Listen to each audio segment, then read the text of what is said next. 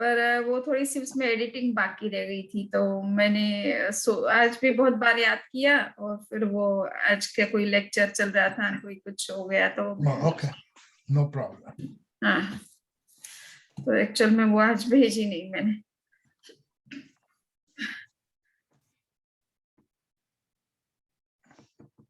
आज हम बात करेंगे अनुव्रत के बारे में।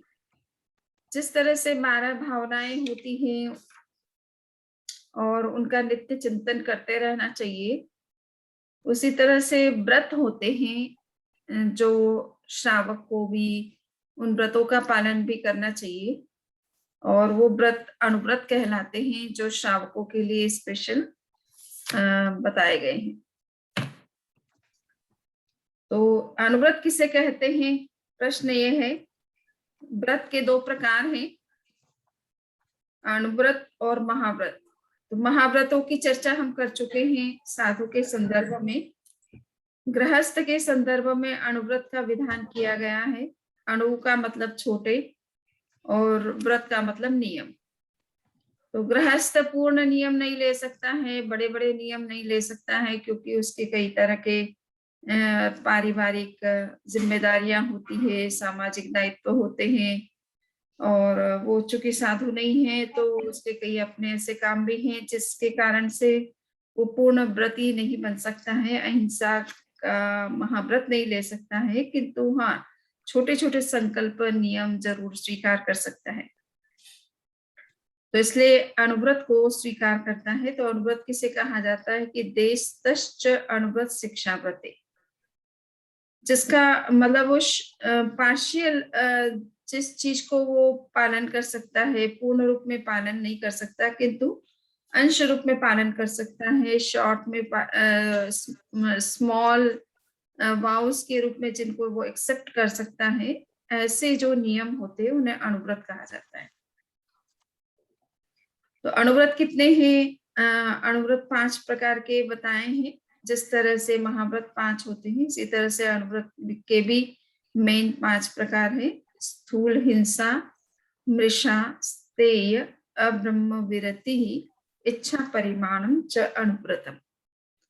अनुव्रत 5 प्रकार के हैं। स्थूल हिंसा का त्याग करना, स्थूल झूठ का त्याग करना, स्थूल चोरी का त्याग करना, ब्रह्मचर्य यानी दूसरों के साथ गलत संबंध से विरत होना, मुक्त होना, और इच्छाओं की सीमा करना। ये 5 मेन अनुव्रत हैं जिनको एक श्रावक स्वीकार करता है। तो अब यहाँ पे स्थूल हिंसा का त्याग करने का मतलब क्या है? 2 तरह के जीव होते हैं, सूक्ष्म और स्थूल।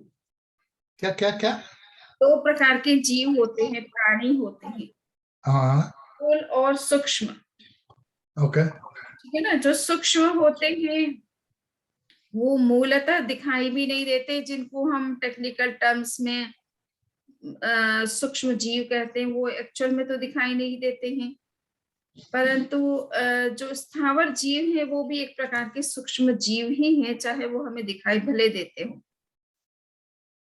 तो उनकी हिंसा से गृहस्थ नहीं बच सकता है, और वो सूक्ष्म जीव जिनको हम देखते हैं, जिनका हमारे जीवन में उपयोग है, काम पड़ता रहता है, वो है पृथ्वी के जीव, पानी के जीव, अग्नि के जीव, वायु के जीव और वनस्पति के जीव।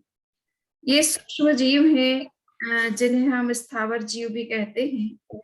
इन जीवों के बिना हमारा जीवन नहीं चल सकता। हमें पानी तो पीना ही होता है, भोजन करना पड़ता है, मकान की जरूरत होती है, तो पृथ्वीकाय के जीवों की भी हिंसा होती है मकान के निर्माण आदि में।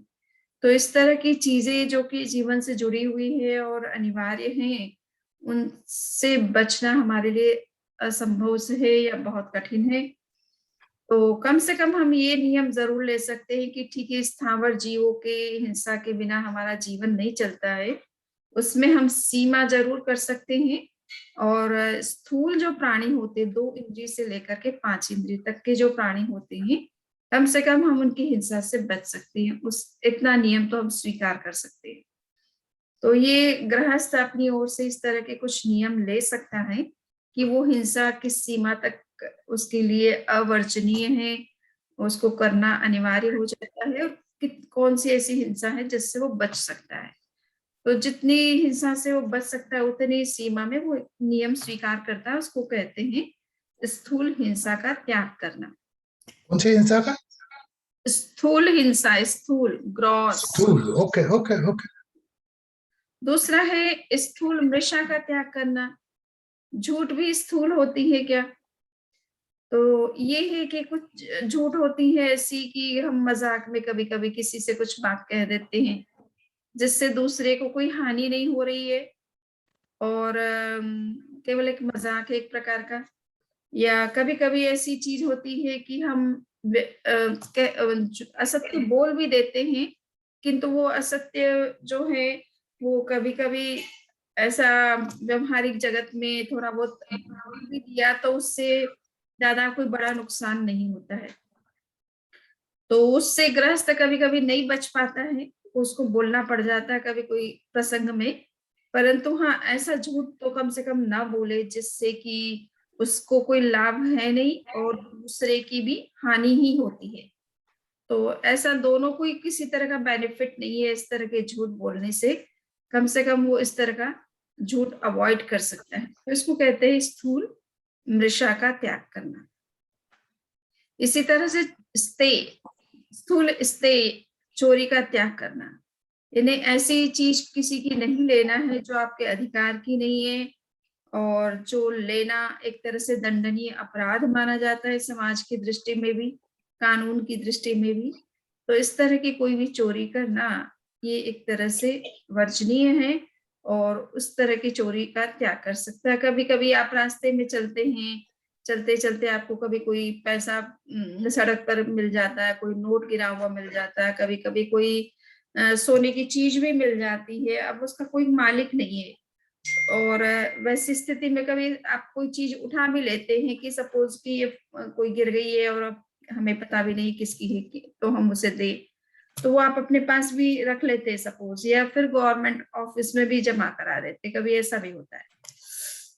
तो ऐसी चीजें भी कभी कभी शास्त्रीय दृष्टि से भले उसको कहा जाता है कि ये नहीं लेना चाहिए क्योंकि वो आपकी नहीं है, पर गृहस्थ के जीवन में इस तरह का थोड़ा बहुत कहीं ऐसा प्रसंग आता भी है तो उसको एक बार के लिए चोरी नहीं माना जाता है, और वो व्यक्ति ले भी ले तो कोई दिक्कत नहीं होती है। पर आप किसी के घर में घुस करके उसके धन को चुरा ले, उसकी संपत्ति को चुरा ले, उसकी सोने या चांदी की कोई चीजें हैं या कोई भी बहुमूल्य चीजें हैं वो उठा ले, तो ये एक तरह से दंडनीय अपराध माना जाता है। तो इस तरह की कम से कम चोरी नहीं होना चाहिए जो कानून और समाज की दृष्टि में। अब्रह्म विरति, इसी तरह से अब्रह्मचर्य का जो है वो सेवन नहीं करना चाहिए। इसका मतलब है कि आपका लीगली जिस व्यक्ति के साथ संबंध है, जो जो कोई भी आपके पत्नी है और किसी का कोई पति है, तो वो लीगली कानूनन आपने उसके साथ शादी की है तो ठीक है, किंतु ऐसे हर किसी व्यक्ति के साथ गलत संबंध स्थापित करना ये सामाजिक दृष्टि से भी उचित नहीं, और एक श्रावक के नाते इस तरह का आचरण उसका नहीं होना चाहिए। तो गलत शारीरिक संबंध नहीं होने चाहिए किसी के साथ। इसी तरह से इच्छा परिमाण, इच्छाओं की सीमा करना। देखिए, परिग्रह की सीमा करने का नियम यहाँ पर नहीं दिख रहा है आपको, यहाँ पर लिखा है इच्छाओं की सीमा करना। क्योंकि गृहस्थ को जरूरत के हिसाब से मकान भी रखना होगा, प्रॉपर्टी भी रखनी होगी, बैंक बैलेंस भी रखना होगा, और कुछ जो भी है गोल्ड वगैरह सिल्वर वगैरह ये जो कुछ चीजें उसकी जरूरत की रखनी पड़ेगी, इसलिए उसके लिए ऐसा नियम नहीं बनाया कि वो परिग्रह का त्याग करे। हाँ, उसकी सीमा वो भी कर सकता है, परंतु अगर इच्छाओं को कम करेगा तो अपने आप परिग्रह तो कम हो ही जाएगा। जितनी जरूरत है उतनी ही अगर वो चीजें रखेगा तो परिग्रह की सीमा अपने आप हो जाएगी। उसके लिए अपरिग्रह व्रत नहीं बनाया जा सकता है, वो साधुओं के लिए बनाया जा सकता है कि उनको कोई चीज की जरूरत नहीं, ना उनको मकान चाहिए, ना प्रॉपर्टी चाहिए, ना बैंक बैलेंस चाहिए, ना और किस तरह की चीजों का संग्रह चाहिए। तो अपरिग्रह महाव्रत साधुओं के लिए है। गृहस्थ के लिए इच्छाओं की सीमा की बात कही गई है कि वो अपनी वांट्स को लिमिट करे, ताकि ज्यादा इच्छाओं का जब वो विस्तार होता चला जाता है तो व्यक्ति फिर उन्हीं चीजों को पाने में अपना पूरा समय लगाता है और उन्हीं चीजों के बारे में सोचता है और अनावश्यक संग्रह करता है। तो उससे भी सामाजिक जो डिस्पैरिटी, जो सोशल डिस्पैरिटी क्रिएट होती है और उससे भी रिएक्टिव वायलेंस क्रिएट होती है। तो इच्छाओं की लिमिट कितने कर सकता है, इसका विवेक एक गृहस्थ को करना चाहिए। जितनी जरूरत है उतना ठीक है, और जितनी जरूरत नहीं है उतना इच्छाओं का सीमा करे। ये 5 तो मेन अनुव्रत हैं जो कि एक गृहस्थ को उनका पालन करना चाहिए। उसके अलावा भी उसको 7 जो है कुछ ऐसे नियम हैं जो जिनको शिक्षा व्रत कहा जाता है, उसका भी पालन करना चाहिए। कौन सा तो व्रत? शिक्षा व्रत, शिक्षा व्रत। शिक्षा व्रत। हाँ, 5 अनुव्रत, 7 शिक्षा व्रत है। शिक्षा व्रत यानी उसको शिक्षा दी जा रही है कि ये अच्छी चीज है जिसका उसको पालन करना चाहिए। तो दिग्व्रत है, उसमें दिग्व्रत यानी दिशाओं की सीमा करे। कभी कभी कुछ व्यक्ति ऐसे होते हैं कि अनेक देशों में अपना बिजनेस कंपनियां एस्टेब्लिश करते हैं और बड़ा व्यापार होता है, बड़े प्रॉपर्टीज होती हैं अनेक देशों में उसकी। तो ये भी एक लिमिट होनी चाहिए, दिशाओं की भी एक सीमित सीमा होना चाहिए कि आप कब कहाँ तक, कितनी दूरी तक अपना बिजनेस फैलाएंगे या आना जाना आपका कहाँ तक होगा, ये भी जरूरी है। क्योंकि गृहस्थ को कहीं भी जाना है, कहीं भी आना है तो उसको कोई वाहन उपयोग में लेना पड़ता है, और वो बाई कार जाता है या बाई एयर जाता है तो उससे भी कई तरह की हिंसाएं होती है। तो इसलिए ये कहा गया है कि वो दिशाओं की सीमा करे कि कितना विस्तार उसको करना जरूरी है, कितनी दूरी तक आना जाना उसके लिए जरूरी है। ठीक है ना। अनावश्यक घूमते रहते, वर्ल्ड टूर करते रहते, एक बार टूर कर लिया, 2 बार कर लिया, 10 बार कर लिया। तो अनावश्यक भी घूमना हिंसा का कारण बनता है। ठीक है, जरूरत के हिसाब से आना जाना होता है, पर अनावश्यक क्यों घूमें। इसी तरह से उपभोग परिभोग, उपभोग परिभोग का मतलब होता है कि आप दिन प्रतिदिन जिन चीजों का उपयोग करते हैं, जैसे भोजन है, वस्त्र है, मकान है, अन्य सारी चीजें हैं, तो ऐसी जो भी चीजें आप अपने दैनंदिन जीवन में आपकी जो नीड्स हैं और आप उसका उपयोग करते हैं, उनमें भी लिमिट होनी चाहिए। अब हम देखते हैं कि चप्पल, कुछ लोगों की वो दुकान ही लगी हुई है, अब व्यक्ति एक है और 25 जोड़ी चप्पल है, तो उसकी तो दुकान लगा करके उसके घर के आगे जो है वो एक, वो जो शो केस होता है चप्पल जहाँ रखे जाते हैं, तो एंटर करते ही ऐसा लगता है कि तो उसके शॉप है क्या। एक एक व्यक्ति मतलब इतना, ड्रेसेस तो इतनी सारी, 300 300 500 500, अब साल भर में भी वो पहनता नहीं है और कई साल तक नहीं पहनता। और जैसा बात हो रही थी तो कहा कि भाई शादी की ड्रेस ही आज तक नहीं खोली, आप 75 ईयर्स ओल्ड हो रहे, तो इतने कपड़े किस लिए चाहिए फिर। तो कहने का मतलब है हर चीज की लिमिट होनी चाहिए।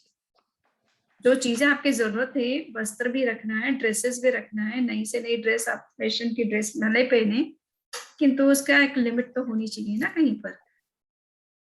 अनर्थ दंड विरति, अनर्थ दंड विरति यानी ठीक है कि आपको जीवन जॉब भी करना होता है, उसके पर्पज से आना जाना भी होता है, अन्य कोई भी आपके जरूरी काम हो सकते हैं, तो उसमें भी आप आते हैं जाते हैं, वो कार्य करते हैं, तो उसमें कुछ हिंसाएं तो होती है।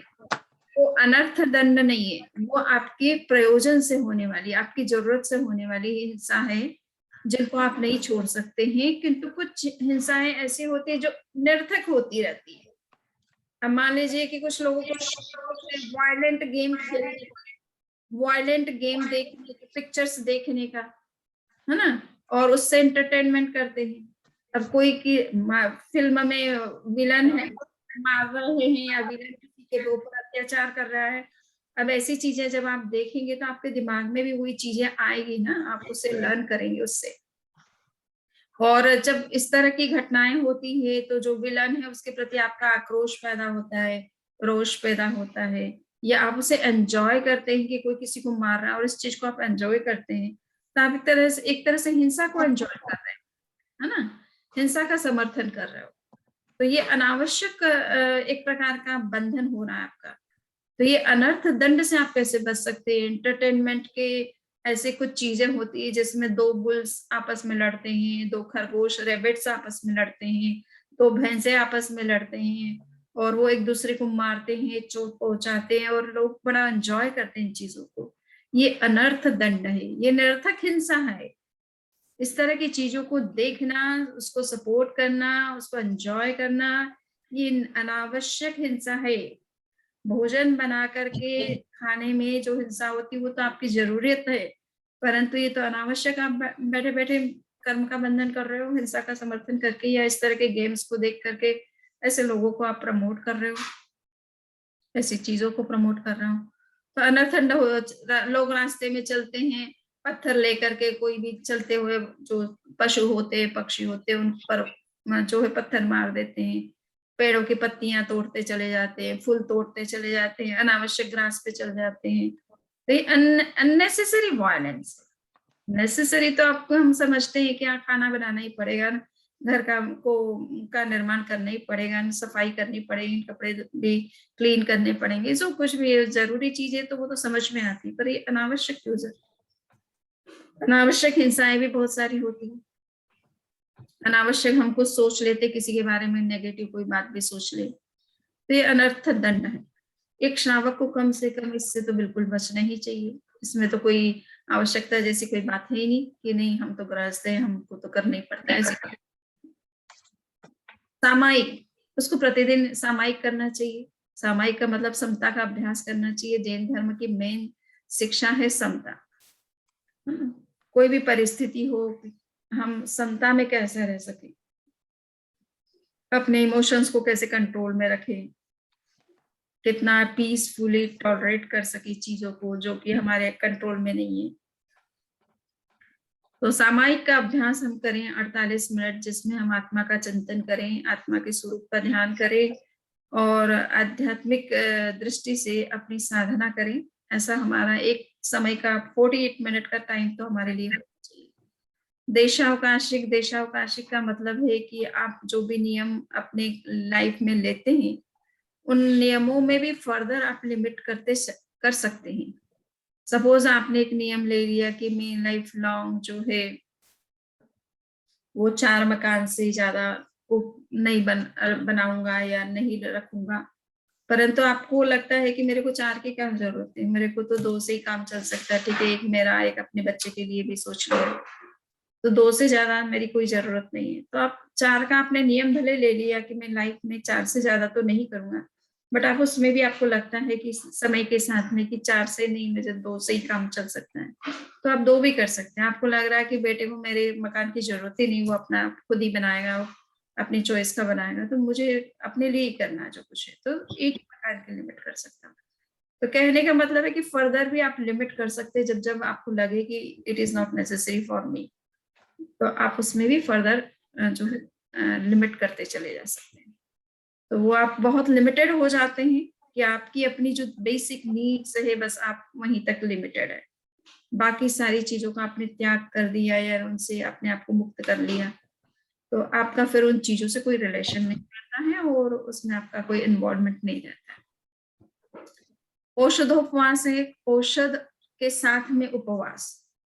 औषध का मतलब होता है कि मनुष्य को जो है 24 आवर्स के लिए या 36 आवर्स के लिए एटलीस्ट वंस इन ईयर कम से कम पूरी साधु का जीवन जीना चाहिए, सारे सांसारिकता से मुक्त होकर के केवल अपना स्पिरिचुअल डेवलपमेंट के बारे में सोचना चाहिए।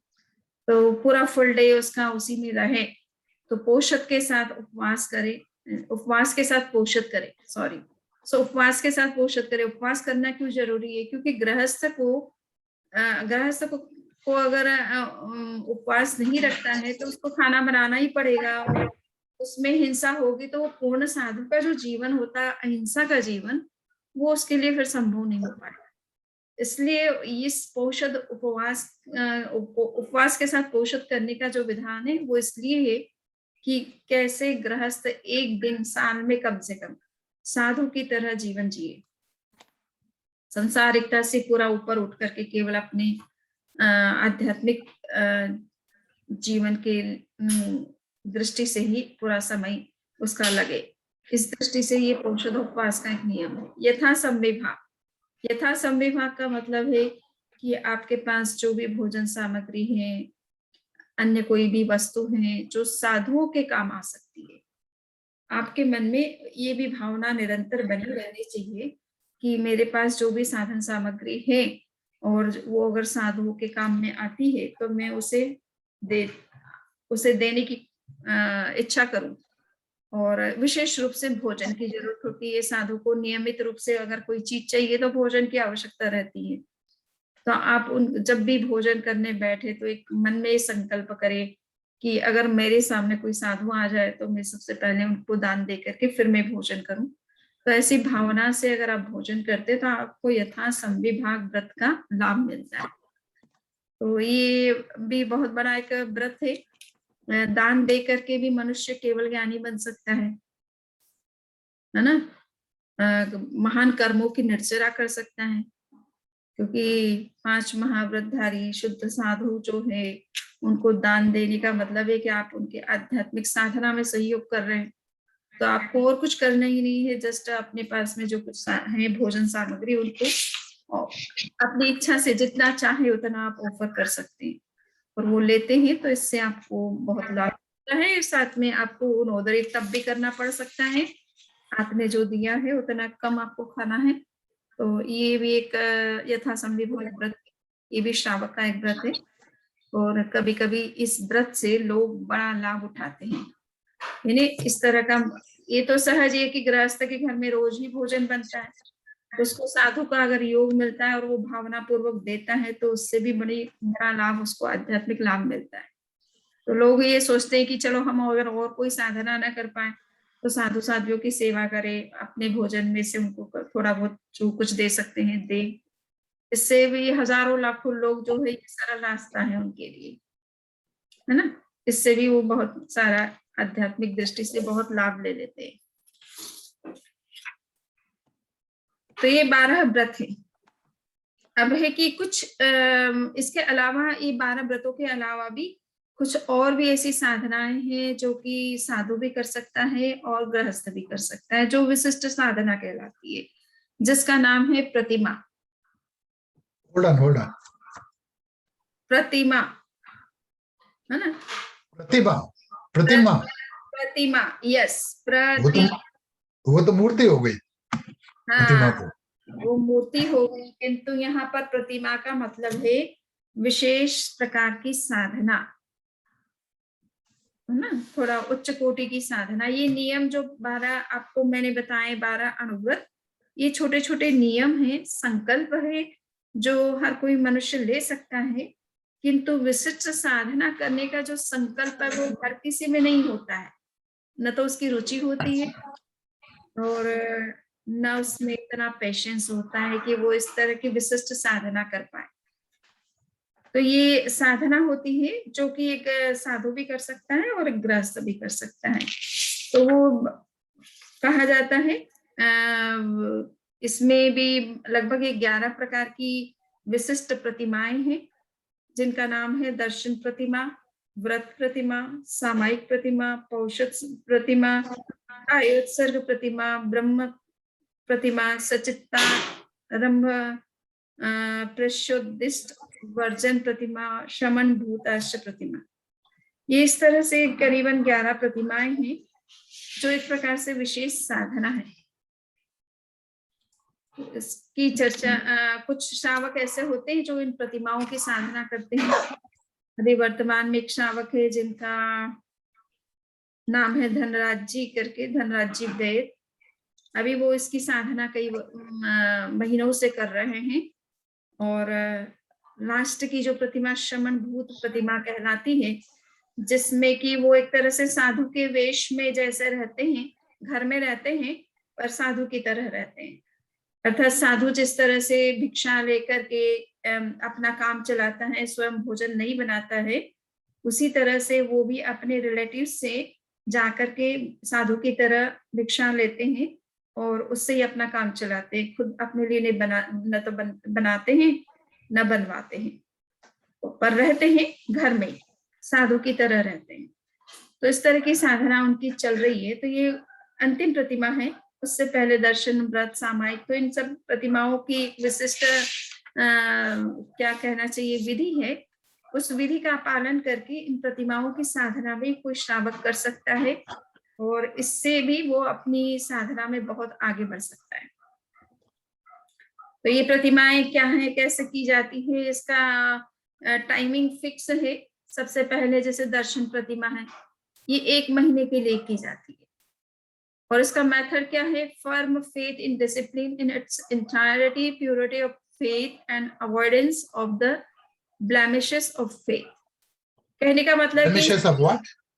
Faith, faith, faith, Faith. Faith, yes, FAITH, faith. Okay. दर्शन प्रतिमा का मतलब होता है, जैसे हमने सम्यक्तों के बारे में विस्तार से चर्चा की थी कि सम्यक्तों के दोष होते हैं, ठीक है ना। तो उन दोषों से बिल्कुल मुक्त आपका सम्यक्त होना चाहिए, यानी तत्व के प्रति आपकी इतनी श्रद्धा, इतना फेथ होना चाहिए कि भगवान महावीर ने जो 9 तत्व का ज्ञान दिया है उसमें आपकी श्रद्धा बहुत प्रबल होनी चाहिए। कोई तरह के आपके मन में शंका, डाउट कुछ भी नहीं होना चाहिए। सो 1 महीने तक आप इस तरह से कठोरता से उस प्रतिभा का पालन करते हैं और अपने चित्त में 9 तत्व के बारे में आपकी जो श्रद्धा है उसको स्थिर बनाने की कोशिश करते हैं। दूसरी प्रतिमा व्रत प्रतिमा है, ये 2 महीने के लिए की जाती है। ऑब्जर्वेंस ऑफ 5 अनुव्रतास एंड 3 गुणव्रतास and fasting on sacred days. ये इसमें जैसे अभी अपन ने 5 अनुव्रत और 7 शिक्षा व्रत की बात की है, तो इसमें ये 5 अनुव्रत और 7 शिक्षा व्रत का सम्यक रूप से पालन किया जाता है। 2 महीने तक इन सभी व्रतों का पालन किया जाता है और जो भी पवित्र दिन होता है, अगर संवत्सरी बीच में आ गई तो उपवास रखना होता है, तो उपवास भी वो बीच में रखता है। तो ये पोषद जैसा भी नियम एक तरह से पालन करता है। तो ये 2 महीने तक इस तरह से वो साधना चलती है। सामायिक प्रतिमा है, 3 महीने के लिए की जाती है। Observance of the vows of सामायिक एंड देशावकाशिक। ये आप जो ये दूसरी प्रतिमा व्रत प्रतिमा है उसमें करीबन आप 8 प्रकार के व्रतों का पालन करते हैं और ये सामायिक प्रतिमा में 9वें और 10वें व्रत का विशेष रूप से आप 3 महीने तक पूरा पालन करते हैं। पौषध प्रतिमा में ये 4 महीने की इसका ड्यूरेशन होता है। इसका मेथड है कि ऑब्जर्वेंस ऑफ पौषध on all the sacred days without any exception. जितने भी मतलब मूल 5 तिथियां होती है, दूज, पांचम, आठम और फिर होता है 11, 14 और पूनम। तो इन सभी जो पवित्र दिन माने जाते हैं, इनको धर्म तिथियां माना जाता है, तो इन पर उपवास रखना होता है। 4 महीने तक इस तरह की प्रैक्टिस करना पड़ता है। कायोत्सर्ग प्रतिमा होती है, 5 महीने के लिए होती है। कायोत्सर्ग in the night also, abstinence from bath, eating after sunset or using unfolded dhoti and strict celibacy in the day and desisting from incontinence in the night as far as possible। ये सब चीजें practice में लानी पड़ती है कि आपको दिन में, रात में कायोत्सर्ग करना है, अर्थात जागरूकता से आपको ध्यान करना है और बाथ नहीं लेना है, रात में रात्रि भोजन नहीं करना है और जैसे आप धोती पहनते हैं, कहने का मतलब है आप साउथ में जिस तरह से लोग धोती होते हैं ना कि लुंगी, हाँ लुंगी टाइप का सीधा इस तरह से पहनना है, सिंपल कपड़ा। Strict celibacy in the day, और सेलिबेसी दिन में सेलिबेसी का पूरा ध्यान रखना है और desisting from incontinence in the night as far as possible। incontinence का देखना पड़ेगा क्या मीनिंग। ओके चलिए, तो छठा है ब्रह्मचर्य प्रतिमा। ये 6 महीने तक की जाती है। कंप्लीट सेलिबेसी का इसमें 6 महीने तक पालन किया जाता है। सचित्त वर्जन प्रतिमा होती है, ये 7 महीने के लिए की जाती है और इसमें एब्स्टिनेंस फ्रॉम लाइव फूड, अर्थात आपको जो भी फूड लेना है वो प्रोसेस्ड होना चाहिए। रो मत कोई भी चीजें आप नहीं खा सकते हो ना। जो फ्रूट्स होते हैं, सीधा मान लीजिए आपने एप्पल लिया और खाना शुरू कर दिया, so you can not eat unless it is processed और सीड और कवर जो है वो जब तक बाहर अलग ना हो तब तक आप खा सकते। तो ऐसे 7 मंथ तक इस तरह की साधना करना है। आरंभ वर्जन प्रतिमा होती है, ये 8 महीने के लिए होती है। Not to engage oneself in activities involving injury to life। ये आरंभ वर्जन प्रतिमा में ये है कि कोई तरह की हिंसा आपके द्वारा नहीं होनी चाहिए। 8 महीने तक आपको ऐसी प्रैक्टिस करना है कि आप ऐसा कोई भी काम करें जिससे किसी भी जीव की हिंसा हो, चाहे वो जल की हो, चाहे पानी की हो, पृथ्वी की हो, वायु की हो। यानी आप पंखा भी नहीं यूज कर सकते हो, आप सचित पानी भी यूज नहीं कर सकते हो, सीधा मतलब पानी नहीं ले सकते हो, किसी पौंड का या बारिश का पानी उपयोग नहीं ले सकते हो। पानी भी प्रोसेस्ड होना चाहिए ना, पक्का होना चाहिए, या तो गर्म पानी हो या उसमें चूना मिक्स हो या फिल्टर्ड हो पूरी तरह से। फ्रेश वर्जन प्रतिमा होती है, ये 9 महीने के लिए की जाती है। Abstinence from any injurious activity done through deputies. तो आप किसी व्यक्ति को भेज करके भी आप कोई काम नहीं करवाएंगे। जैसे ये नहीं कि मैं तो नहीं जा सकता अभी 9 महीने के लिए घर से बाहर, गाड़ी का उपयोग नहीं कर सकता हूँ, किंतु मीना को भेज दिया कि तुम मार्केट से ये लेके आ जाओ, तो आप किसी और को भी नहीं भेज सकते हो, क्योंकि उसके जाने से भी आने से भी हिंसा होगी। सो आपको 9 मंथ्स बिल्कुल किसी प्रकार की हिंसा नहीं करना है, ऐसा कोई काम नहीं करना, तो किसी के द्वारा भी नहीं करवाना है। इसी तरह से उद्दिष्ट वर्जन प्रतिमा होती है, ये 10 मंथ्स के लिए की जाती है। और abstinence from food prepared for oneself। In addition to this, he shaves his head with razor or keeps a tuft. His response to queries about household affairs should be simply, I know, I do not know. तो आपको ये है कि आपको भोजन भी जो है अपने लिए, आपके लिए बनाया है, वो भोजन आपको नहीं लेना है।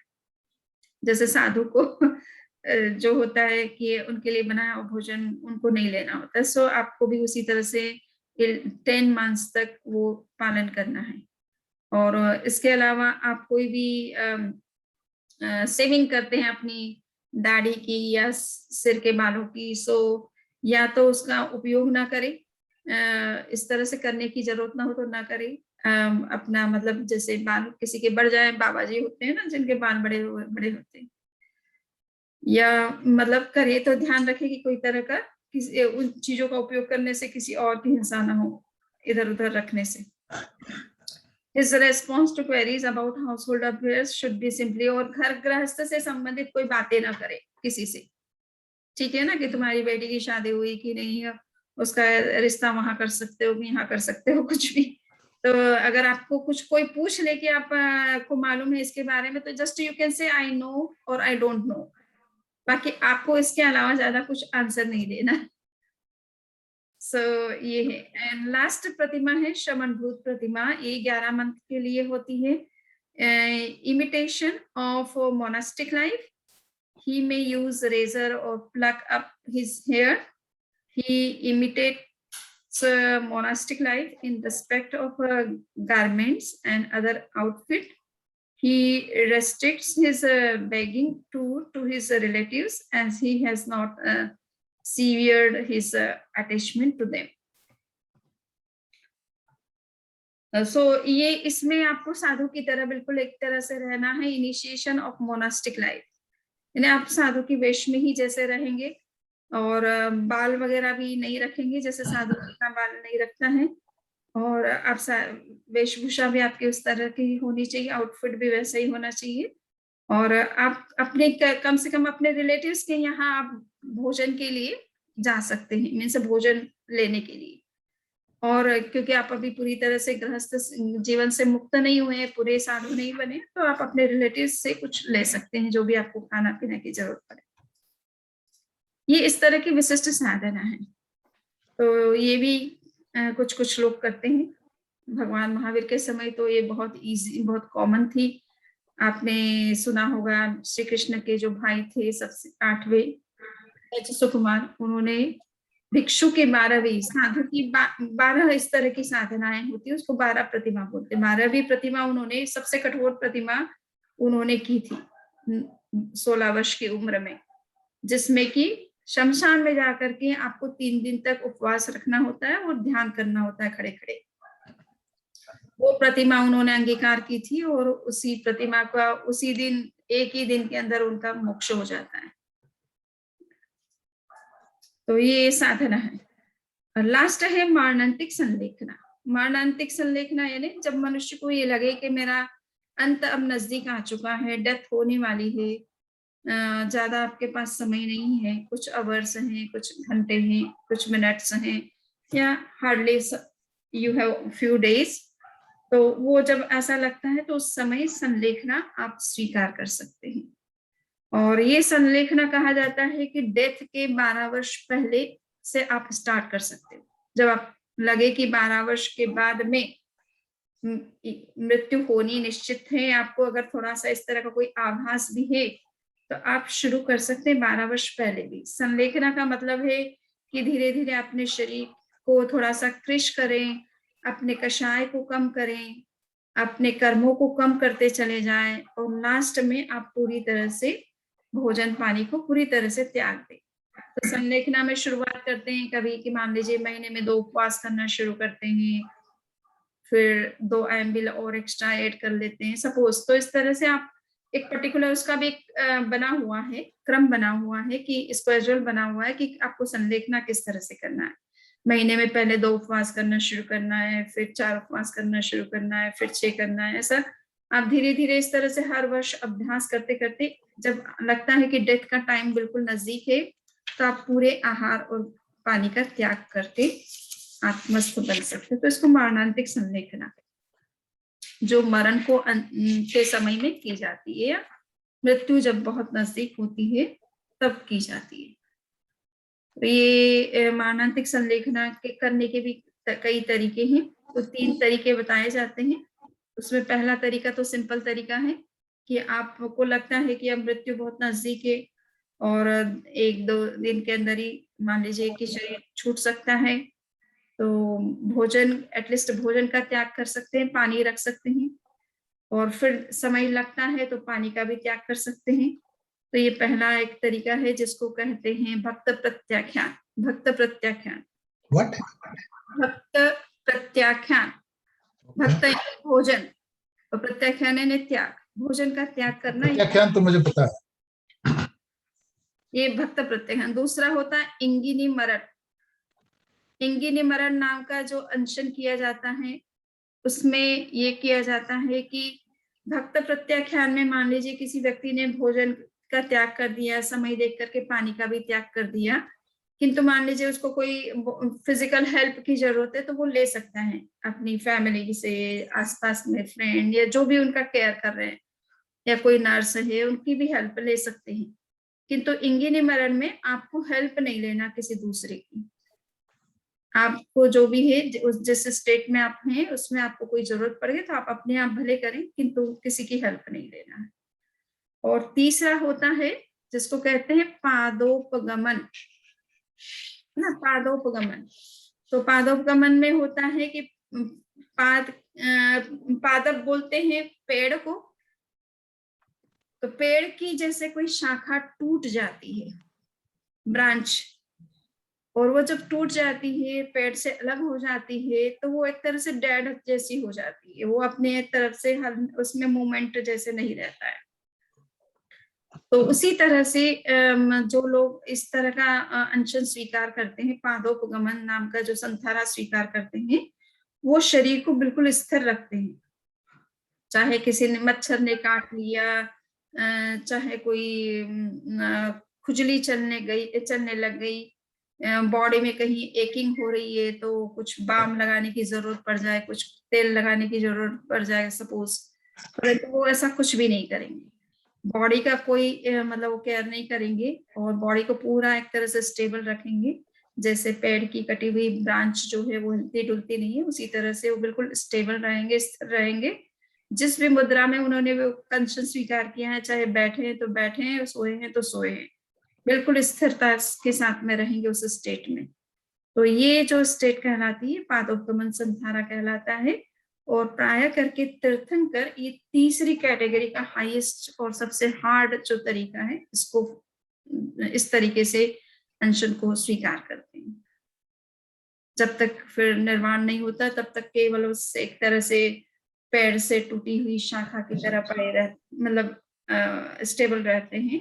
और प्राय करके ये शयन स्टेट में ही किया जाता है, खड़े स्टेट में जनरली नहीं, और बैठ करके भी नहीं होता है, सो करके ही किया जाता है। तो सोए रहते हैं, बिल्कुल स्थिर रहते हैं, हलन चलन कुछ नहीं करते। तो ये तीसरे प्रकार का क्या कहना चाहिए, संधारा या संलेखना या अंशन कह सकते हैं इसको। तो आज इतना ही रखते हैं। आपके अगर कोई प्रश्न है तो आप कर लीजिए। आपका टाइम खत्म हो गया है। टाइम पूरा हो चुका है। हाँ, टाइम को देखा नहीं इसलिए लंबा हो गया थोड़ा सा। कोई बात नहीं, और चर्चा कल हो जाएगी हाँ, क्योंकि आपका टाइम खत्म हो गया है। चत्तारि मंगलम अरहंता मंगलम सिद्धा मंगलम साहु मंगलम केवली पन्नतो धम्मो मंगलम चत्तारि लघुत्तमा अरहंता लघुत्तमा सिद्धा लघुत्तमा साहु लघुत्तमा केवली पन्नतो धम्मो लघुत्तमो चत्तारि शरणं प्रवच्चामि अरहन्ति शरणं प्रवच्चामि सिद्धि शरणं प्रवच्चामि साहु शरणं प्रवच्चामि केवली पन्नतं धम्मं शरणं प्रवच्चामि। Question नहीं। Okay. See you tomorrow. Okay, thank you.